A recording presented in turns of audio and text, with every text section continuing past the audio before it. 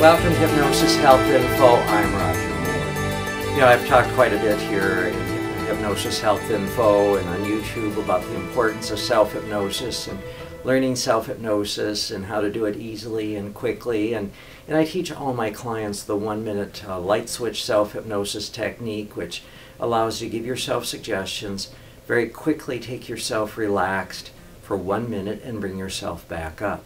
And the reason I teach a minute is so that you always have time to do it. You know, and when you have the luxury of 3 minutes or 5 minutes or 15 or 20, great, fantastic, go for it. But for most of us, we just don't have that luxury to take very long periods of time throughout our day, or at least we don't give ourselves that luxury.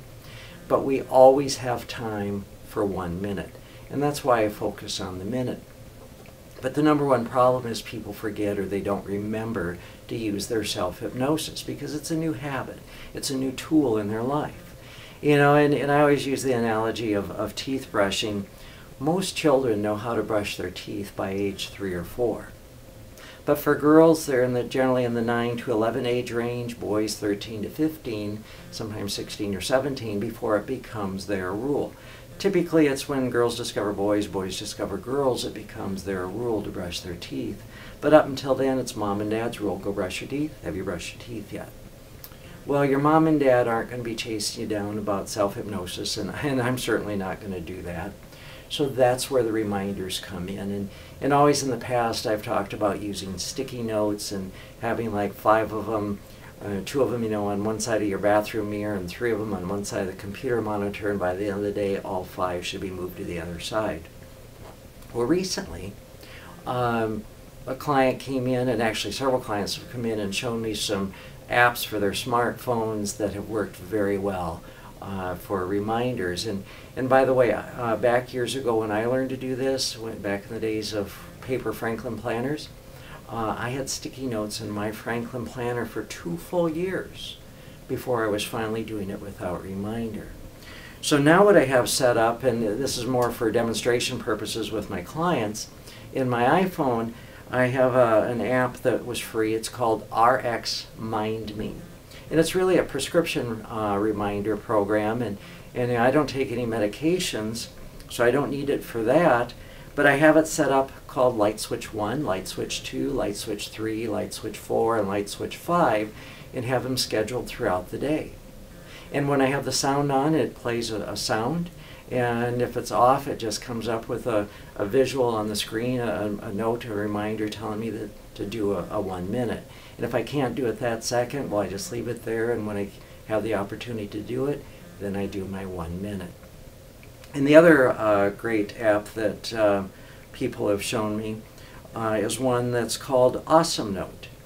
And what I love about Awesome Note versus some of the other note programs that I've seen, the apps, is this one has color-coded folders. And you know, I always talk about using color-coded index cards for different categories. You know, my orange cards are about exercise, yellow cards are about academics, green cards are about running my business, blue cards are personal things, and purple cards are relationships. Well, that's how I've set it up here, is the folders have different colors, and I've labeled them for the various topics or categories. And then I can go into the folder, and on the various notes, I write 1 suggestion per note. And then if this minute is about going for a bike ride, you know, I'm training for the Seattle to Portland bike ride this summer, the STP. It's 204 miles, and I need to get in some road miles and, you know, get my tuchus set up and adjusted to sitting on a bike seat that long. Well, in here in the orange category or exercise category, I have all kinds of suggestions about being comfortable and relaxed on my bike seat and having the stamina and the energy to pedal that far and all those types of things. I have those suggestions here. So most importantly, put hypnosis to work for you. And then find ways that'll allow you to do it.